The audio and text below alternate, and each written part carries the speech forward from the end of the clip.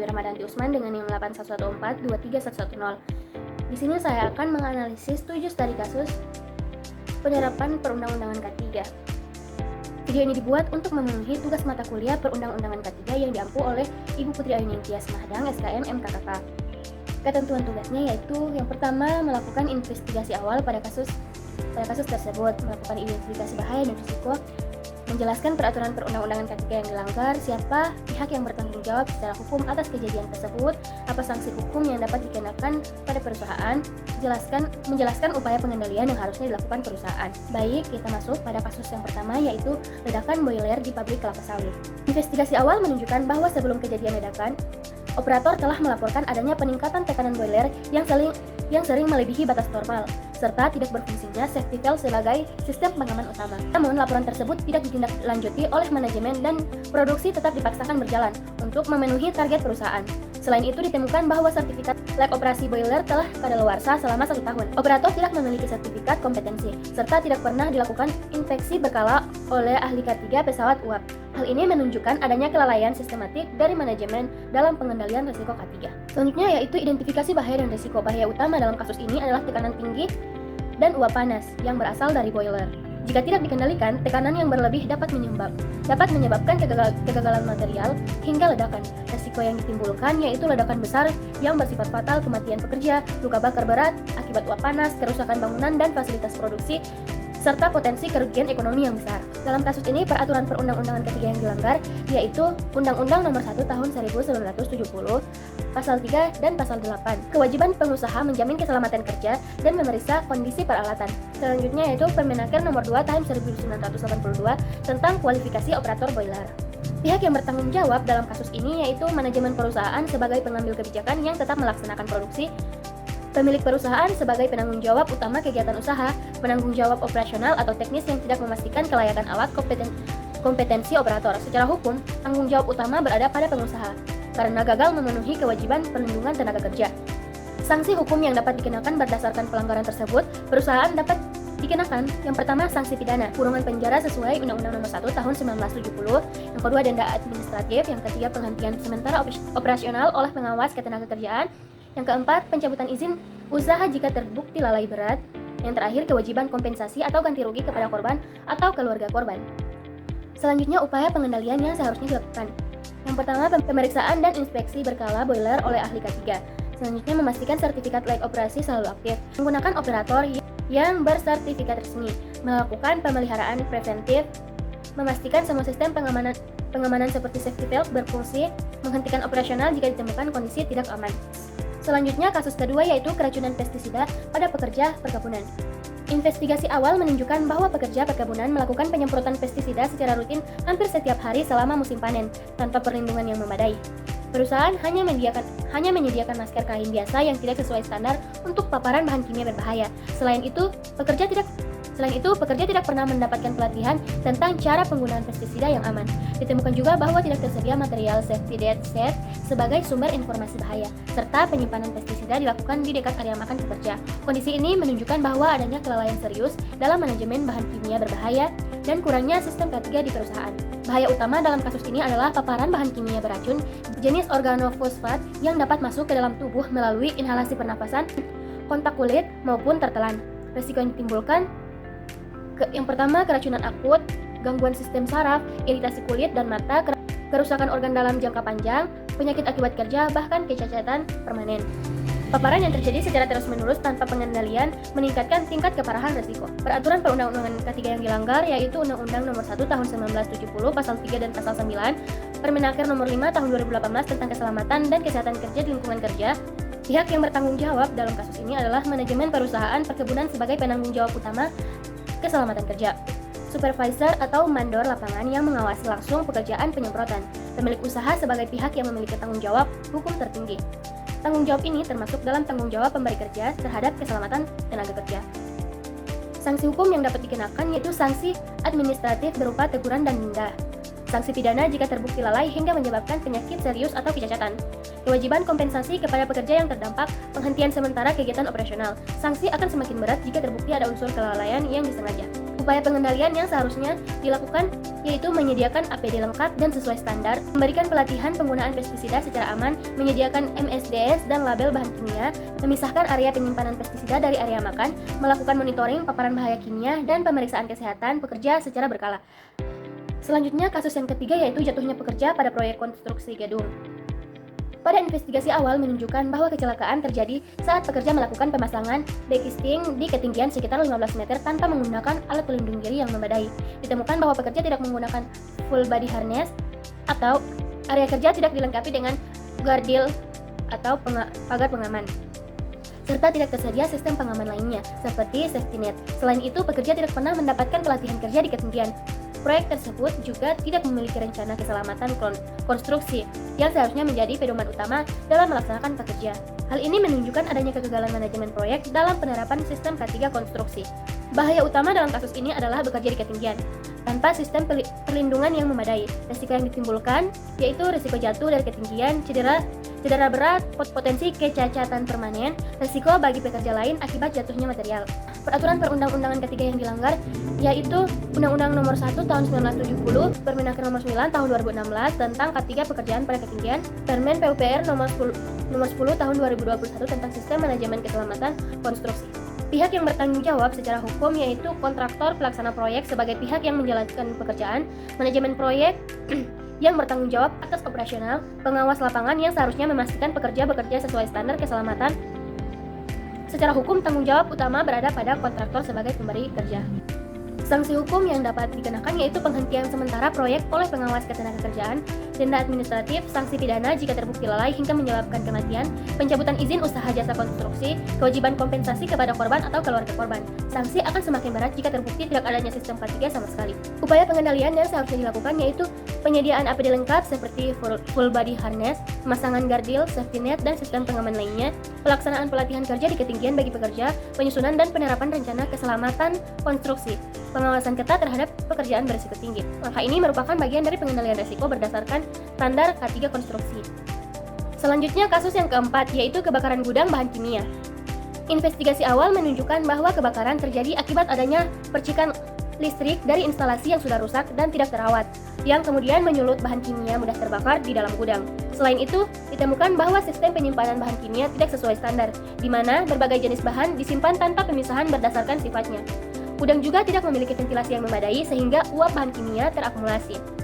Tidak tersedia alat pemadam api ringan atau APAR yang sesuai dengan jenis kebakaran kimia, serta pekerjaan tidak pernah mendapatkan pelatihan tangkap darurat. Hal ini menunjukkan bahwa adanya kegagalan total dalam manajemen bahan kimia berbahaya atau B3 dan sistem K3 perusahaan. Bahaya utama dalam kasus ini adalah bahan kimia yang mudah terbakar dan instalasi listrik yang tidak aman. Resiko yang ditimbulkan yaitu kebakaran besar, potensi ledakan akibat reaksi bahan kimia, paparan asap beracun yang berbahaya, luka bakar serius hingga kematian, kerusakan total fasilitas, dan kerugian ekonomi besar. Bahaya ini menjadi lebih tinggi karena tidak adanya sistem pengendalian yang memadai. Peraturan perundang-undangan ketiga yang dilanggar yaitu Undang-Undang Nomor 1 Tahun 1970, Pasal 3 Kewajiban pengusaha menjamin keselamatan kerja dan mencegah bahaya kebakaran. Permenaker Nomor 187 Men 1969 tentang pengendalian bahan kimia berbahaya. Permenaker Nomor 4 Tahun 1980 tentang APAR. Pihak yang bertanggung jawab secara hukum pada kasus ini yaitu manajemen perusahaan sebagai penanggung jawab utama keselamatan kerja, pengelola gudang yang bertanggung jawab atas penyimpanan bahan kimia, pemilik usaha sebagai pemilik yang memiliki tanggung jawab hukum tertinggi. Secara hukum, tanggung jawab berada pada perusahaan karena gagal mengelola risiko bahan berbahaya. Sanksi hukum yang dapat dikenakan yaitu denda administratif, penghentian sementara operasional gudang, pencabutan izin usaha jika pelanggaran berat, sanksi pidana jika terbukti lalai hingga menyebabkan korban, kewajiban ganti rugi terhadap korban dan masyarakat terdampak. Sanksi dapat meningkat jika dampak kebakaran meluas ke lingkungan sekitar. Upaya pengendalian yang seharusnya dilakukan yaitu penyimpanan bahan kimia sesuai klasifikasi, penyediaan ventilasi yang baik untuk mencegah akumulasi uap, penyediaan APAR yang sesuai jenis kebakaran kimia, perawatan dan inspeksi rutin instalasi listrik, pelatihan tanggap darurat kebakaran bagi pekerja, pemasangan sistem proteksi kebakaran, alarm, hidran, dan lain-lain. Langkah ini merupakan bagian dari sistem manajemen K3 yang baik. Selanjutnya, kasus kelima yaitu paparan debu silika pada pekerja tambang batu. Investigasi awal menunjukkan bahwa pekerja tambang terpapar debu silika dalam jangka waktu lama selama proses pengeboran, peledakan, dan penghancuran batu tanpa adanya pengendalian yang memadai. Perusahaan tidak melakukan pengukuran kadar debu di lingkungan kerja secara berkala, serta sistem pengendalian debu seperti penyemprotan air tidak berfungsi dengan baik. Selain itu, pekerja tidak menggunakan respirator yang sesuai dengan perusahaan hanya menyediakan masker kain biasa. Tidak ada pelatihan terkait bahaya debu silika, serta tidak dilakukan pemeriksaan kesehatan berkala, khusus untuk penyakit paru akibat kerja. Hal ini menunjukkan adanya kelalaian serius dalam pengendalian faktor bahaya lingkungan kerja dan kesehatan pekerja. Bahaya utama dalam kasus ini adalah debu silika kristalin yang sangat berbahaya jika terhirup. Partikel halus ini dapat masuk ke dalam paru-paru dan menyebabkan kerusakan permanen. Resikonya yaitu penyakit paru seperti silikosis, gangguan pernapasan kronis, penurunan fungsi paru-paru, risiko penyakit lain seperti kanker paru dalam jangka panjang, penurunan produktivitas dan kualitas hidup pekerja. Paparan yang terjadi secara terus-menerus dalam jam kerja panjang 8-10 jam per hari meningkatkan tingkat keparahan risiko. Peraturan perundang-undangan yang dilanggar yaitu Undang-Undang Nomor 1 Tahun 1970 Pasal 3, Kewajiban Pengusaha Mengendalikan Bahaya di Tempat Kerja, Permenaker Nomor 5 Tahun 2018 tentang K3 Lingkungan Kerja, Permenaker Nomor 2 Tahun 1980 tentang pemeriksaan kesehatan tenaga kerja. Pihak yang bertanggung jawab dalam kasus ini adalah perusahaan tambang sebagai penyediaan lingkungan kerja, manajemen operasional yang tidak mengendalikan paparan debu, pengawasan K3 perusahaan yang tidak menjalankan fungsi pengawasan dengan baik. Secara hukum, tanggung jawab utama berada pada perusahaan sebagai pemberi kerja. Sanksi hukum yang dapat dikenakan yaitu denda administratif, sanksi pidana jika terbukti lalai hingga menyebabkan penyakit akibat kerja, kewajiban memberikan kompensasi kepada pekerja yang sakit, penghentian sementara kegiatan operasional, pencabutan izin usaha jika pelanggaran berat. Sanksi ini dapat diperberat karena dampaknya bersifat jangka panjang terhadap kesehatan pekerja. Upaya pengendalian yang harusnya dilakukan yaitu pemaksanaan sistem pengendalian debu seperti penyemprotan air, penyediaan respirator standar, melakukan pengukuran kadar debu secara berkala, pelaksanaan monitoring lingkungan kerja, melakukan pemeriksaan kesehatan berkala khusus paru-paru, memberikan pelatihan K3 terkait bahaya debu silika. Langkah ini merupakan bagian dari pengendalian risiko sesuai standar K3 di lingkungan kerja. Kasus ke-6 yaitu kecelakaan forklift di gudang logistik. Investigasi awal menunjukkan bahwa kecelakaan terjadi ketika operator forklift mengangkut muatan dengan ketinggian sekitar 2 meter sehingga menghalangi pandangan ke depan. Pada saat yang sama, tidak terdapat pemisahan jalur yang jelas antara jalur forklift dan jalur pejalan kaki di dalam gudang.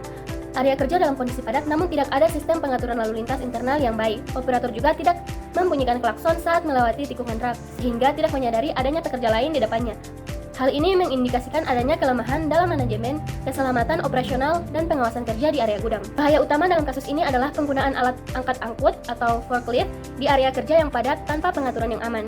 Risikonya yaitu tertabraknya pekerja, cedera fisik seperti patah tulang atau luka memar, potensi kecacatan pada pekerja, kerusakan barang akibat jatuhnya muatan, risiko kecelakaan berulang jika sistem tidak diperbaiki. Risiko ini meningkatkan karena kurangnya pengendalian teknis dan administratif di tempat kerja. Peraturan perundang-undangan yang dilanggar yaitu Undang-Undang Nomor 1 Tahun 1970 Pasal 3 Kewajiban Pengusaha Menjamin Keselamatan Kerja dan Mencegah Kecelakaan, Permenaker Nomor 8 Tahun 2020 tentang Pesawat Angkat dan Angkut, Permenaker Nomor 5 Tahun 2019 tentang K3 Lingkungan Kerja. Pihak yang bertanggung jawab secara hukum yaitu perusahaan logistik sebagai penyedia lingkungan kerja, supervisor gudang yang bertanggung jawab atas pengawasan aktivitas kerja, manajemen operasional yang tidak menerapkan sistem keselamatan kerja yang baik. Tanggung jawab utama berada pada perusahaan sebagai pemberi kerja.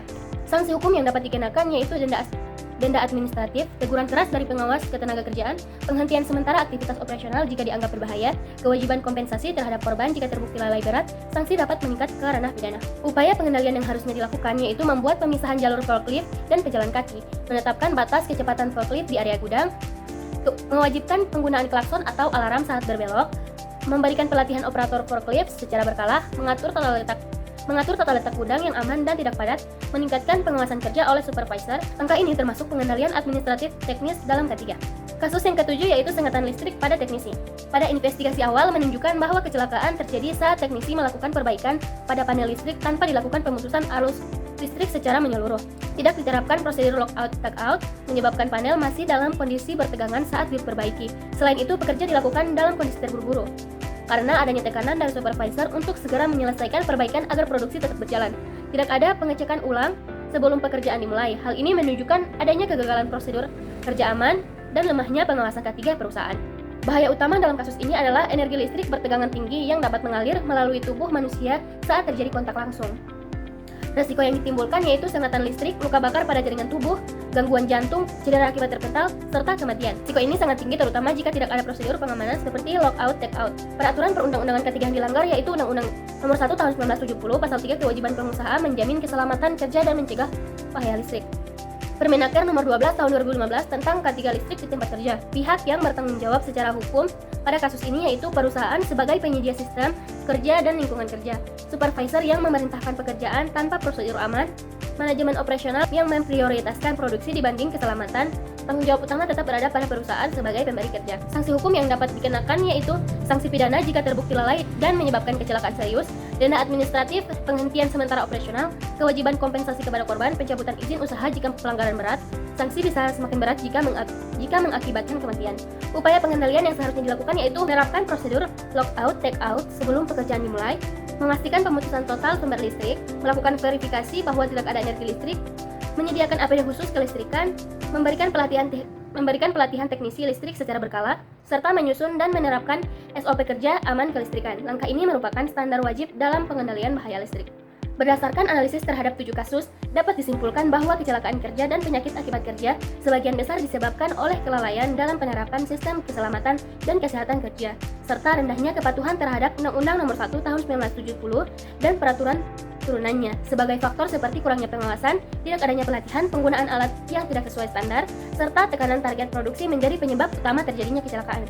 Oleh karena itu, setiap perusahaan wajib meningkatkan komitmen terhadap penerapan K3 melalui identifikasi bahaya, pengendalian risiko, penyediaan APD yang sesuai, serta peningkatan kompetensi tenaga kerja. Dengan penerapan K3 yang baik dan konsisten, diharapkan dapat meminimalkan kecelakaan kerja serta menciptakan lingkungan kerja yang aman, sehat, dan produktif. Baik, itu saja yang dapat saya sampaikan. Wassalamualaikum warahmatullahi wabarakatuh.